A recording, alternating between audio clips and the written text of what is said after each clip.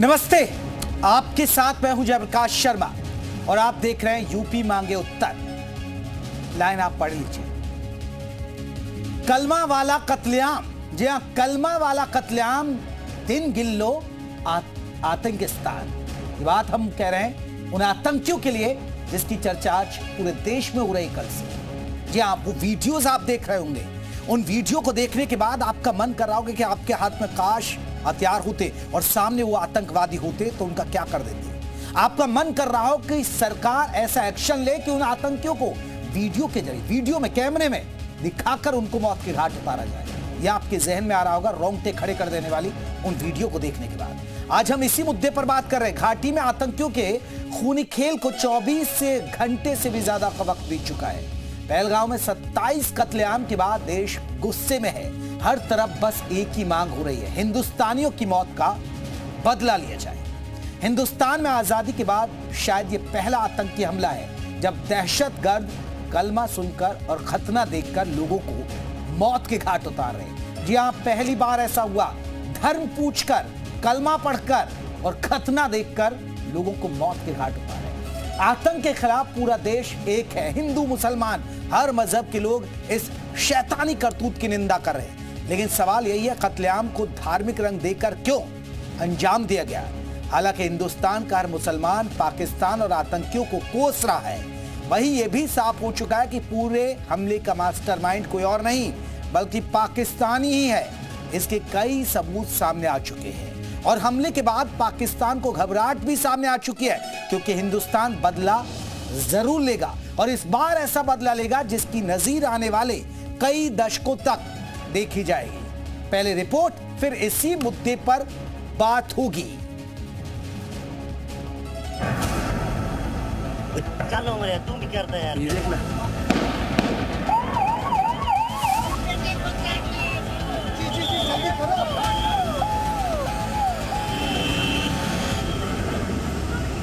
यहाँ पर अटैक हुआ आतंकवादियों का। हम लोग बाल बाल बचे हैं।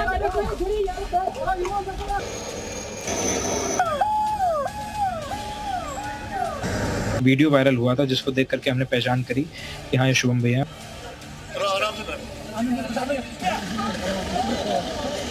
क्या बोलते, भेलपुरी खाली से बेलपति साइड में था। एक इंसान है, उसने उसको गोली मार दी। यहाँ पे उसने बोला कि शायद मुस्लिम नहीं है, उसने उसको गोली मार दी। बिहारियां पे जो दे यार, मौत ही कसम है। समय आ गया इन आतताइयों को मुंहतोड़ जवाब देने का। जो गोली की भाषा समझते हैं उन्हें गोली की भाषा समझाइए और जो गोली की भाषा समझते हैं उन्हें गोली की भाषा समझाइए।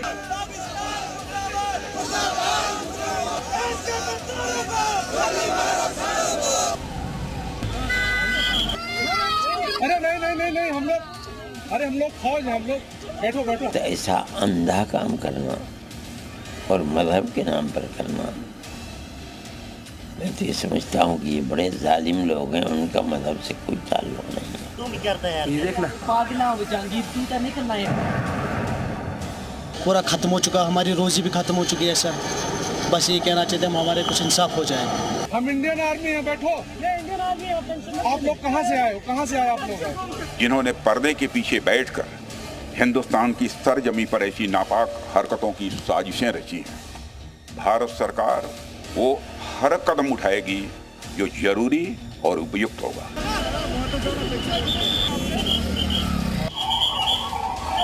2-3 कम से कम होंगे, क्योंकि गोलियां जिस हिसाब से चल रही थी, कोई एक बंदा इतनी गोलियां नहीं चला सकता है, क्योंकि एक बंदा चलाएंगे तो ये होगा, वो कंटिन्यू भाई इधर भी ऐसे आवाज आ रही थी, कोई इधर से चला रहा है, कोई वहां से चला रहा है, चल रही थी गोलियां।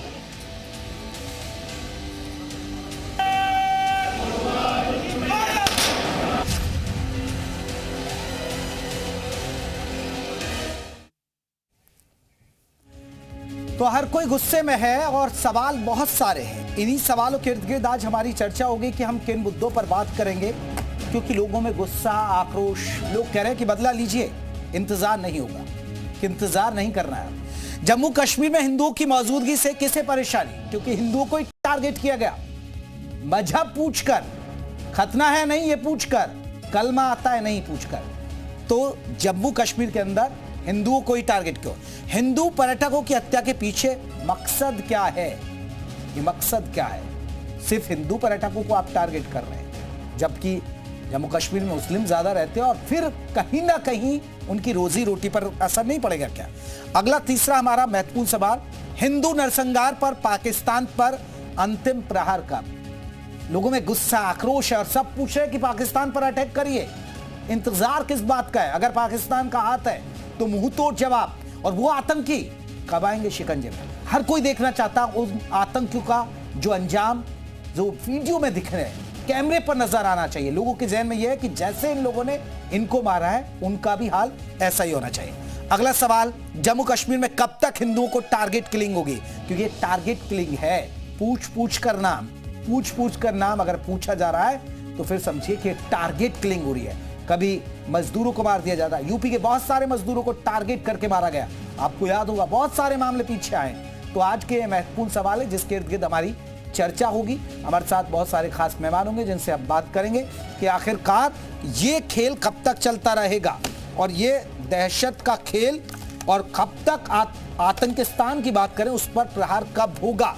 तो ये बहुत सारे हमारे सवाल होंगे जिसके इर्द गिर्द हमारी चर्चा होगी, जिस पर हम बात करेंगे कि आखिरकार दिन गिनने का वक्त आ गया है, अब एक्शन का वक्त आ गया है और लोग यही चाहते हैं।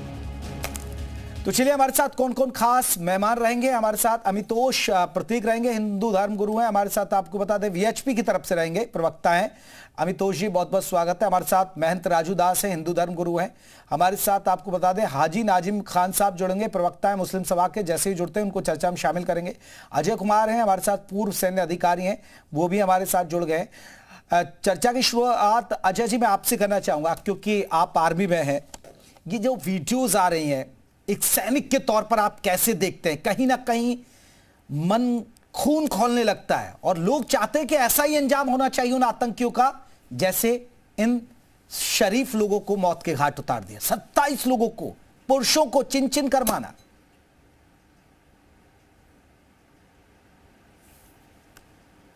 अजय जी।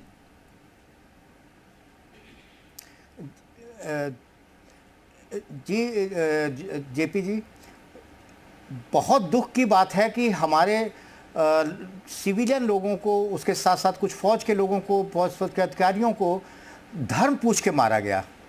आज पाकिस्तान जो चाह रहा है, जो करना चाह रहा है, केवल वो हम लोगों को अलगाववादी को फिर से लाना चाह रहा है। वो चाहता है कि हिंदुओं को मारो तो हिंदू मुस्लिम में झगड़ा होगा कश्मीर में, और जब झगड़ा होगा हिंदू मुस्लिम में तो एक अस्थिरता देश में आएगी, और जब अस्थिरता आएगी तो उनकी रोटियां पकेंगी। और आज बड़े दुख के साथ हम लोगों को कहना पड़ रहा है कि हमारे बहुत सारे लोग शहीद हो गए, जिनका नरसंहार किया गया। तो गुस्से से खून खौल जाता है फौजी होने की वजह से। और हम लोगों को बहुत जल्दी हमारी सरकार को इसका बदला लेना चाहिए। जब तक हम पीओके को हिंदुस्तान में नहीं मिला लेंगे इस तरह की वारदात होती रहेंगी। अब हमें ज़्यादा इंतजार नहीं करना चाहिए, पाकिस्तान के एक बार फिर टुकड़े करने चाहिए और पाक ऑक्युपाइड कश्मीर को अपने में मिला लेना चाहिए। और तभी यही लोग सोच रहे हैं, पूरा हिंदुस्तान यही लोग सोच रहा है। लेकिन हमारे साथ और भी मेहमान, मैं जल्दी से लौटूंगा आप सभी के पास, लेकिन मैं राजू दास जी को जोड़ देता हूं। राजू दास जी, इस वीडियो को देखने के बाद, इस घटना को सुनने के बाद मन में पहले क्या आता है? पहले तो परमात्मा से प्रार्थना करते हैं कि उस जो हुतात्मा हैं, जो शहीद हुए हैं, उनकी हनुमान जी अपने चरणों में स्थान दे। दुर्भाग्यपूर्ण घटना, दुर्भाग्यपूर्ण घटना जिस प्रकार से है, भूतपूर्ण भविष्यति। आप देख सकते हो कि 3 कनेक्शन जाना चाहता हूँ। नंबर 2 संदेश खाली, number 3 Murshidabad, number 4 Jammu and Kashmir Pahalgam. सबका कनेक्शन एक ही है। आप देखिए नागपुर में घटना से 3 दिन पहले घर को चिन्हित किया गया था, ये हिंदू का घर है तो मार्कर लगा दिया। आप आ जाइए, नागपुर में ही जो हिंदू की गाड़ी थी, भगवान की मूर्ति देखकर आग लगाया गया, हिंदू परिवार में आग लगाया गया। आप आ जाइए संदेश खाली में चुन चुन कर हिंदुओं को टारगेट किया गया, हिंदुओं की बेटियों का बलात्कार, हिंदू परिवार के साथ दुर्व्यवहार। नंबर 3 आ जाइए मुर्शिदाबाद। मुर्शिदाबाद में जिस प्रकार से आप देख सकते हो कि 600 घर हिंदुओं को जलाया गया और 600 घरों में आप समझ सकते हो कि पहले से ही चिन्हित किया गया, उस परिवार का चिन्ह लगाया गया 4 दिन 5 दिन पहले, और जो घटना करने वाले थे कई किलोमीटर दूर से आए थे, लेकिन पड़ोसियों ने सहयोग किया कि हाँ ये रास्ता निकलने का है, ये रास्ता जाने का है, अभी भी घर में इतने लोग हैं, इस प्रकार से हैं। अब आ जाइए पहलगांव। पहलगांव में नाम पूछकर मारा गया। पहलगांव में ये कहा गया अगर किसी ने गलती से कहा दिया कि हाँ मुसलमान है तो कलमा पढ़ो, किसी ने कहा दिया कि हाँ मुसलमान हैं तो उनको नंगा किया गया, तब गोली मारी गई। ये कहां सिखाया जाता है? ये कहां से शिक्षा दी जाती है? नहीं तो राजूदास जी क्या लगता है एक मजहब में इतनी कट्टरता हो सकती है? ये कट्टरता हो सकती है। पूरे दुनिया में जो इस्लाम में आतंक व्याप्त है कहीं नहीं है। जहां पर मुसलमानों की जनसंख्या बढ़ती है, तमाम जो मुस्लिम धर्मगुरु हैं, जो मुस्लिम लोग हैं, वो इस पर निंदा कर रहे हैं कड़े शब्दों में। और आतंक का कोई धर्म और मजहब नहीं होता है ना। क्यों नहीं होता है? कैसे ना आतंकवाद का धर्म मजहब है? आखिर धर्म मजहब नहीं है तो क्यों पूछा धर्म? धर्म पूछकर क्यों गोली मारी? संदेश खाली में क्यों हिंदुओं का ही घर जलाया गया? नागपुर में क्यों हिंदुओं की ही गाड़ी जलाई गई? संदेश खाली में सिर्फ हिंदुओं बहन बेटियों को क्यों उठाया गया? कौन सिखाता है? आखिर मजहब नहीं है तो मैं लौट रहा हूं। अमितोष जी भी हमारे साथ। नहीं, ये लीपा पोती से काम नहीं चलेगा। एक दिन तुम भी जलाए जाओगे। ये लीपा पोती जो तुम कर रहे हो टीवी चैनल पर बैठकर, जो कि नहीं मजहब नहीं सिखाता, ये काम नहीं चलेगा। ये काम नहीं चलेगा। हिंदू आक्रोशित है, ये वक्त है जवाब बदला लेने का, और लगातार हिंदुओं के साथ ऐसा हो रहा है। क्यों हो रहा है भाई? राजूदास जी जगाइए ना, फिर हिंदुओं को जगाइए ना। नहीं, मुसलमान ये सिर्फ सोशल मीडिया तक ही जागेगा। मैं चाहता हूँ ये टीवी चैनल पर बैठकर जो तुम लीपा पोती कर रहे हो, बहुत बड़े एंकर बनकर खाली मुसलमानों की तुम बात करते हो, हिंदुओं की पीड़ा की कोई चिंता नहीं है। ये नहीं चलने वाला है। महंत राजूदास जी बस यही होगा ना, हिंदू नहीं जागेगा। आप कितना भी कर लीजिए ना। नहीं, हम तो जगा रहे हैं, आप जगाइए ना। आप जैसे धर्मगुरु क्यों नहीं जगा रहे? फिर तुम सिर्फ सोशल मीडिया पर पोस्ट आएंगे और कुछ नहीं करेंगे आप लोग। कहीं जगह तुमको भी नहीं मिलेगी। चले अमितोष, मैं आ रहा हूँ। अमितोष जी आपका गुस्सा वाजिब है। राजूदास जी आपका गुस्सा वाजिब है, और ये गुस्सा हर हिंदू के अंदर है। अमितोष जी सबसे बड़ी बात है कि एक धर्म पूछकर आ रहा हूँ। राजूदास जी आ रहा हूँ। ये गुस्सा वाजिब है आपका, आ रहा हूँ मैं राजूदास जी। नहीं, आपने कहा कैसे कि नहीं मजहब नहीं सिखाता? मजहब नहीं सिखाता तो होता कैसे घटना? सिर्फ हिंदुओं के साथ ऐसा क्यों? आखिर मुसलमानों के साथ ऐसा क्यों नहीं हो रहा है? कोई हिंदू धर्मगुरु ऐसा क्यों नहीं करता? कोई हिंदू संगठन ऐसा क्यों नहीं करता? हिंदुस्तान की सरकार ऐसा क्यों नहीं करती? चले मैं लौट रहा हूं। चलिए और भी लोग हमारे साथ जो अमितोष जी एक सबसे बड़ी बात है कि एक मजहब के अंदर इतनी कट्टरता, क्योंकि देखिए आतंकियों का, लेकिन कहा जाता है आतंकियों का कोई मजहब नहीं होता, आतंकियों का कोई जात नहीं होती, और वही चीज यहां देखने को मिली। लेकिन एक विशेष वर्ग को, एक विशेष समुदाय को टारगेट किया गया, सिर्फ हिंदू पूछकर कि वो हिंदू है, मुस्लिम है, कलमा पढ़ते हैं नहीं पढ़ते, खतना तक देखा गया। जेपी जी देखिए, सबसे पहले तो इस बात को बहुत स्पष्ट कर लेते हैं कि जिन आतंकवादियों ने वहां पर कश्मीर के अंदर में गोलियां मारी और 26-27 गुरुजी आपका हैंग हो गया है, नेट चला जी रखिए अमितोष जी आप रखिए बात। हाँ जी धन्यवाद। उन सबके विषय हम सबके समक्ष में आ चुके हैं, और टीवी और मीडिया चैनल के माध्यम से ही हम सबके समक्ष में आए हैं।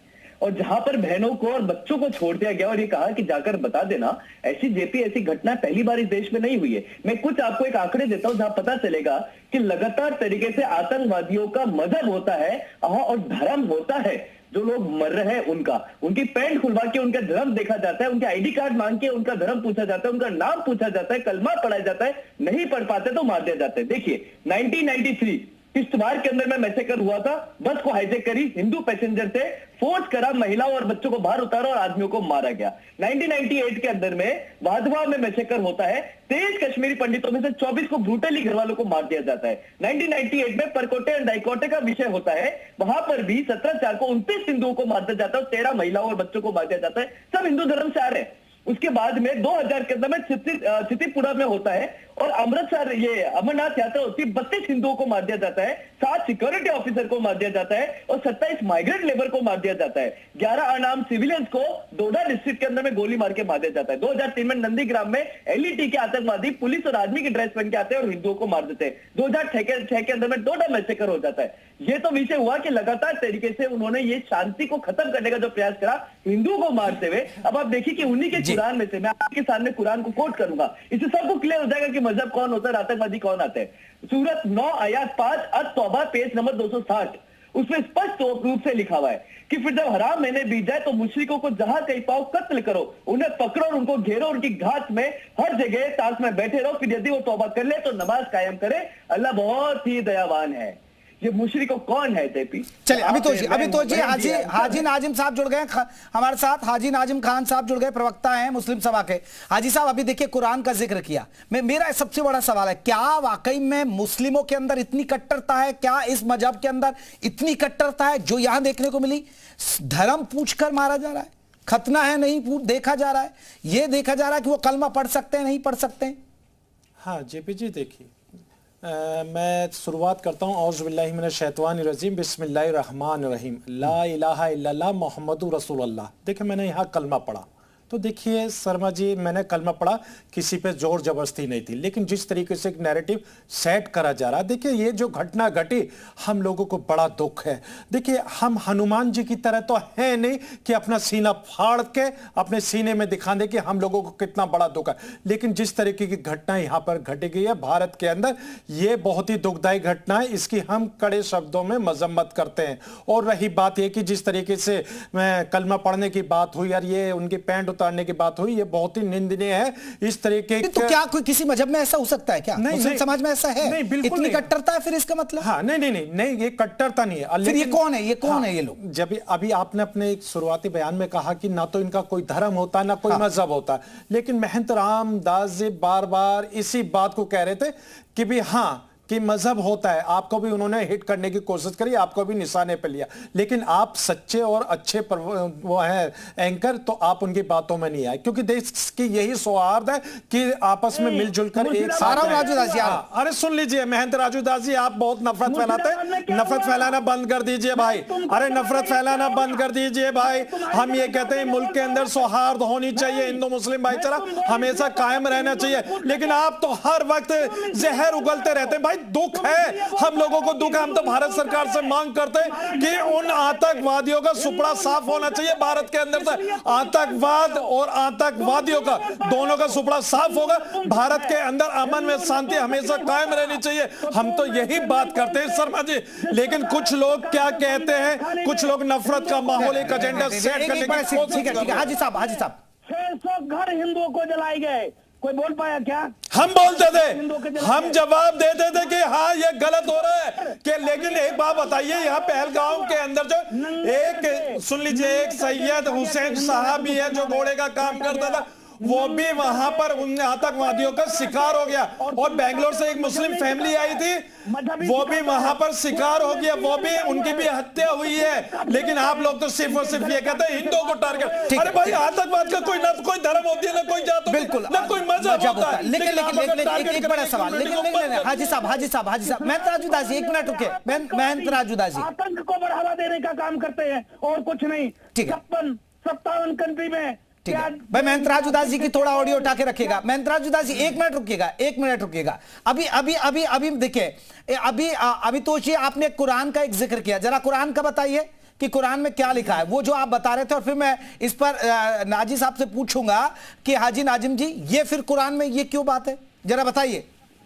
जेपी मैं वापस कोट कर रहा हूं। हाँ, सूरत 9 आयत 5 अत-तौबा, फिर जब हराम महीने बीत जाए तो मुशरिकों को जहां कहीं पाओ कत्ल करो, उन्हें पकड़ो, उन्हें घेरो और उनकी घात की जगह उनके ताक में बैठो, फिर यदि वो तौबा कर ले और नमाज कायम करें और ज़कात दे तो उनका मार्ग छोड़ दो, निश्चय ही अल्लाह बड़ा शमशीर और दयावान है। ये कुरान में कौन सा रेडिकलाइजेशन? ये कुरान में भाई हाजिर नहीं, ये कुरान में, ये कुरान सूरत 9 आयत 5, और आप खुद अपने रिसर्च करके देख लीजिए। और हाजी साहब मैं जवाब देता हूं। हाँ, मैं अब देखिए कहीं ना कहीं आपके मजहब में इतनी कट्टरता वो भी कुरान का वो हवाला दे रहे हैं। मैं नहीं कह रहा हूं कि उन पे कौन सी कुरान है, लेकिन आप जवाब दीजिए फिर। हाँ देखिए, अमितोष भाई ने अभी आयत का भी कोट करके बात करी है, तो मैं बता देता हूं कि थोड़ा सा ये भी बता दीजिए, ये सऊदी अरब के लिए बात है, ये सऊदी अरब के लिए, इसका भी जिक्र कर दीजिए। लेकिन आप लोग तो सिर्फ और सिर्फ भारत की बात करते हैं। अरे भाई, भारत के अंदर संविधान चलता है, भारत संविधान से चलता है, लेकिन आप लोग तो सऊदी अरब की बात करते हैं। अरे भाई, वहां सऊदी अरब के अंदर वहां जो जिस समाज के लिए बात हुई गई है वहां के लिए, लेकिन आप तो एक नैरेटिव लेकर कुरान शरीफ की आयत भी आपने कोट करी है, लेकिन आपने ये नहीं कहा कि हाँ वो सऊदी अरब के लिए लेकिन भारत के लिए नहीं है। लेकिन भाई भारत तो संविधान से चलता है। हाजी नाजिम को बड़ा फक्र है जेपी जी, आपको पता, हाजी नाजिम को इतना बड़ा फक्र है कि भारत के अंदर पैदा हुआ, भारत के संविधान को मानता है, और इंशाअल्लाह जब इस दुनिया से रुखसत होगा तो भारत का संविधान को। अमितोष जी की भी आवाज उठाए ना भाई, इस तरह क्या कर रहे हैं आप लोग साउंड पे? भरम फैला रही है देश के अंदर। नहीं, तो वो आप जो सऊदी की बात करें, वो सऊदी के लिए क्या है?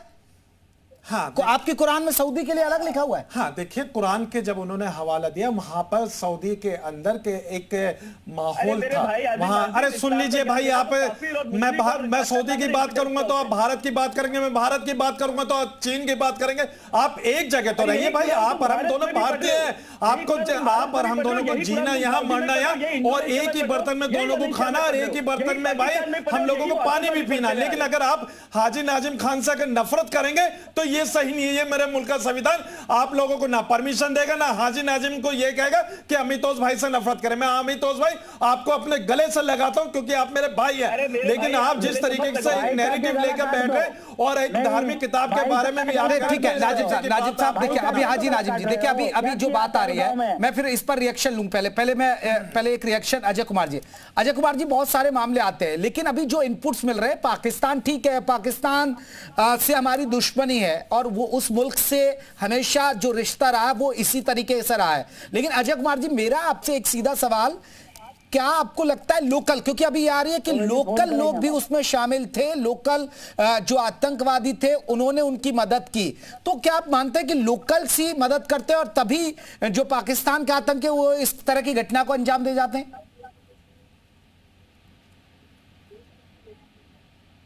अजय कुमार जी,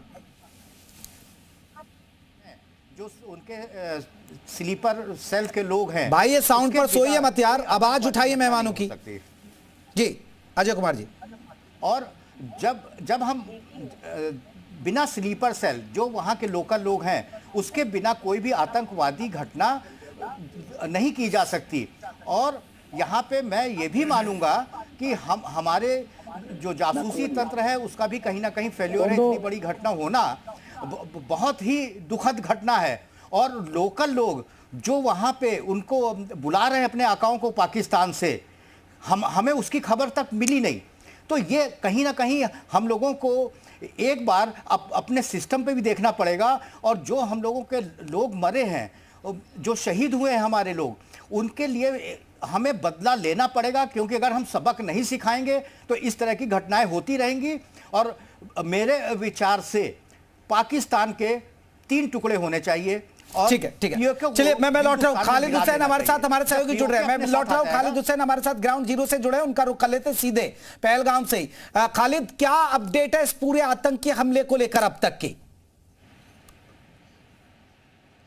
देखिए, कल जो ये हमला हुआ है उसके बाद से जो काउंटर इसका किया गया है, वो एक मैसिव कॉम्बिंग ऑपरेशन आज पहलगाम में चलाया गया। और सुबह से ही मैं आपको बता दूं, पहलगाम बाईसरन के जंगलों को छाना जा रहा है और उन हमलावरों की तलाश की जा रही है जो आतंकी इसमें शामिल थे। और आज गृह मंत्री खुद यहाँ बाईसरन स्पॉट पे पहुँचे और उन्होंने वहाँ जो कॉम्बिंग ऑपरेशन चला रहे हैं, ऑफिसर्स आर्मी के, जम्मू कश्मीर पुलिस के, CRPF के, उनसे भेंट की, उनसे ग्राउंड रियलिटी जानी और उनसे पूछा कि कहाँ क्या कॉम्बिंग ऑपरेशन चल रहा है और कितनी देर में हम उन हमलावरों तक पहुंचेंगे। वही जम्मू कश्मीर में आज बंद रहा और पूरा आक्रोश जो है लोगों का देखने को मिला। पहलगाम में आज सुबह से केवल प्रदर्शन चल रहे हैं इस हमले के विरोध में। अभी एक कैंडल मार्च यहाँ पर निकाला गया और लोगों ने जो है इस हमले की निंदा की। और मैं आपको अब तक का अपडेट, अगर इस हमले की बात करें हम,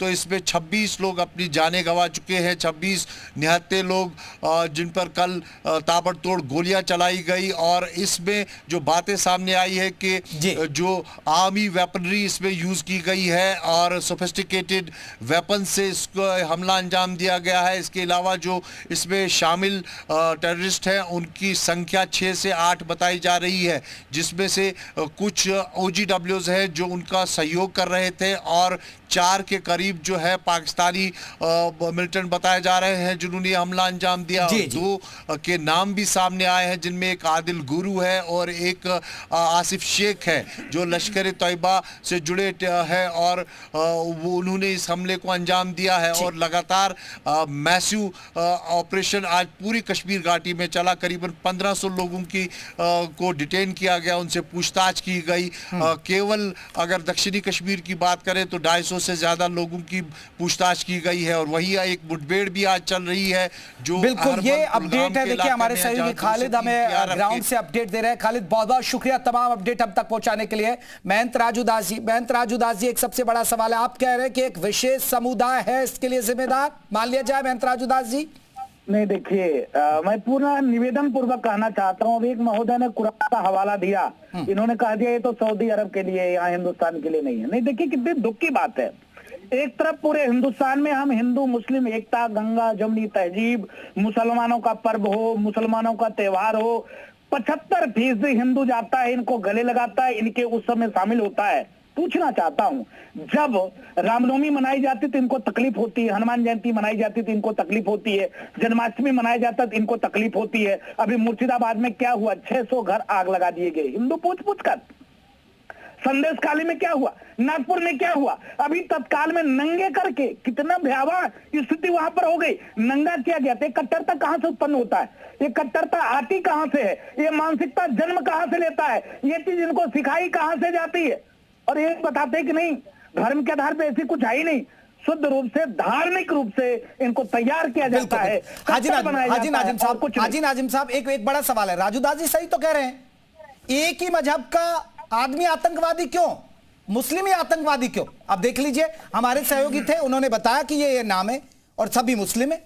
हाँ देखिए, मुसलमान ही क्यों आतंकी होता है? हाँ शर्मा जी, देखिए अगर हम मालेगांव ब्लास्ट की भी बात करें तो वो आतंकवादी घटना में किसका नाम आता था, हाजी नाजिम खान को बताने की जरूरत नहीं है। अरे सुन लीजिए राजू दास जी, आप बार बार दंगे भड़काने वाली बात करते हैं। भाई माहौल को शांत करने की बात आप लोगों को करनी चाहिए। आप धार्मिक गुरु हैं, लेकिन आप एक विशेष समुदाय को बार बार आप टारगेट कर रहे हैं। हम ये कहते हैं कि जो आतंकवादी होता है ना उसका कोई धर्म होता है ना कोई मजहब होता है। कोर्ट ने बरी किया ना उनको, बेल पे बेल पे है, अभी वो चल रहे प्रोसीजर चल रहा है। और मैं एक बात और कहता हूं महंत राजू दास जी, बड़ी जिम्मेदारी के साथ, ये मुल्क आपका भी है, ये मुल्क हाजी नाजिम का भी है। इस मुल्क की सौहार्द बनाने की जिम्मेदारी राजू दास जी आपकी भी है, हाजी नाजिम खान की भी है। लेकिन अगर आप ये सोचते हैं कि हम मुस्लिम कम्युनिटी को टारगेट कर लेंगे, भाई सुन लीजिए, आतंकवादियों को कोई धर्म नहीं होता, कोई मजहब नहीं होता। मुस्लिम समाज चाहता है कि देश के अंदर आतंकवादी और आतंकवाद का सुपड़ा साफ हो,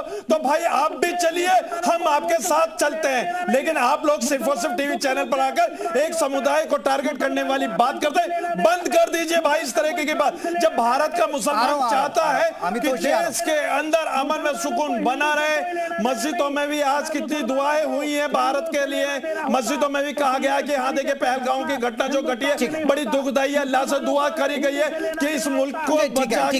अमितोष राजू दास जी, नाजिम साहब रुके, नाजिम साहब नहीं अमितोष जी, ठीक है महंत राजू दास जी। देखिए अब देखिए तमाम मुस्लिम हैं वो इसकी निंदा कर रहे हैं कड़े शब्दों में, और अब आप अगर कोई मुस्लिम आतंकवादी है तो सारी कौम को थोड़े हम सवाल उठा सकते हैं, क्यों नहीं उठा सकते? पूरे दुनिया में कौन एक बात बताइए, अगर मुस्लिम आतंकवादी है तो हम ये प्रश्न चिन्ह क्यों खड़ा कर रहे हैं कि हम पूरी कौम के ऊपर में, पूरी कौम में तो वही बातें पड़ी है, पूरी कौम तो हर हिंदू को काफिर ही मान रही है, पूरी कौम तो मूर्ति पूजक को मुशरिक ही मान रही है, पूरी कौम तो यहाँ पर फलस्तीन के, आप पूछ लीजिए नाजिम से, पूछ लीजिए फलस्तीन हमद जो आतंकवादी टेरर ऑर्गेनाइजेशन का, तो जवाब दे दे तो ये, लेकिन जय फलस्तीन लगाएंगे, भारत माता की जय नहीं बोलेंगे। ये है पूरी कौम का